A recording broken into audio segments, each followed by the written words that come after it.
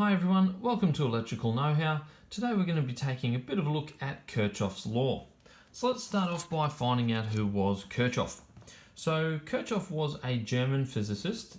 He studied electrical science, and in 1845 he released works related to electrical circuits, and that's since become known as his law. So there's two variants of his law, and one is for series circuits and one is for parallel circuits. So it's important to remember that there's one variant for series and one variant for parallel. We're going to go through those now. So let's start off with series circuits. We'll take a bit of a look there. So Kirchhoff's law for series circuits states the sum of all voltage drops in a series circuit will be equal to the supply voltage of the circuit.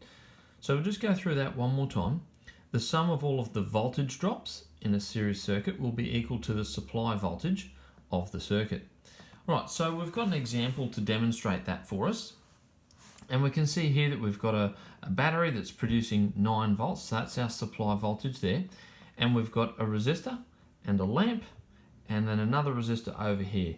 And so that is our 3 voltage drops for this circuit. So we can see that we've got 2 volts here, 5 volts here, and another 2 volts here. So the voltage drop on the resistor is 2 volts, plus the 5 volts for the lamp makes 7, plus another 2 volts here makes 9. So we can see that the sum of all of these voltage drops is equal to the supply voltage that we are putting in the first place. Alright, so why is that useful? Might be a question that you go, that doesn't really sound very helpful. So what we use Kirchhoff's law for mainly is finding missing values. If we have a circuit and we know some of the values around the voltage drops, we can use this to find the remaining ones. So we can see in our same little example we had 2 seconds ago, but we've got a battery which is 9 volts here. We've got our resistor of 2 volts and another down below here for 2 volts. And in this case, we don't know what the lamp is or what the voltage drop of the lamp is. So if we take our 9 volts, take off 2 volts, take off another 2 volts, it's going to leave us with the remainder of 5 volts, and that is our voltage drop for that lamp. So that's the main use of Kirchhoff's law inside of a series circuit. Let's take a look at the parallel variant of it. So this is for parallel circuits. Now it's very, very similar, but there's just one distinct change, and that's that instead of looking at voltage, we're going to now look at current. So we'll have a read through the law, and it is the sum of all current flows in a parallel circuit will be equal to the supply current of the circuit. And we'll read through it one more time.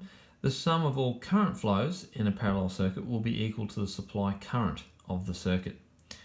So just like before, we've got a battery, it's producing 8 amps for us, and the current flow inside of our circuit is 8 amps.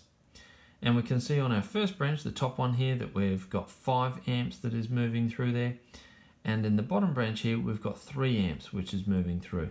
So the 5 amps on the top, plus the 3 at the bottom, that equals 8. So we can see that we have that balance there, that Kirchhoff's law is true, in that we have 8 amps of supply current, and the sum of all of our parallel circuits is always going to equal that 8 amps in this case. So again, why is it useful? Well, we use it for the exact same thing. We're just looking to find missing values. So in the example here, we've got 8 amps coming out of our battery. We've got 5 amps on our top branch, but we don't know what the bottom branch is. Well, knowing that we've got 8 amps coming out of the battery and that we've got 5 amps of it here, we know that the 3 amps is the remainder, and so the current flowing in that branch will be 3 amps. So that's how it's used. It is a very handy little rule, and so we'll have a quick recap of those.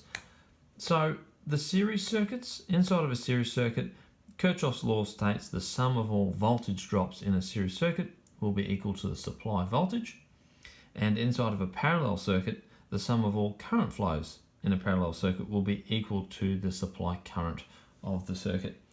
And that brings us to the end of our video. I hope we've been able to help you out.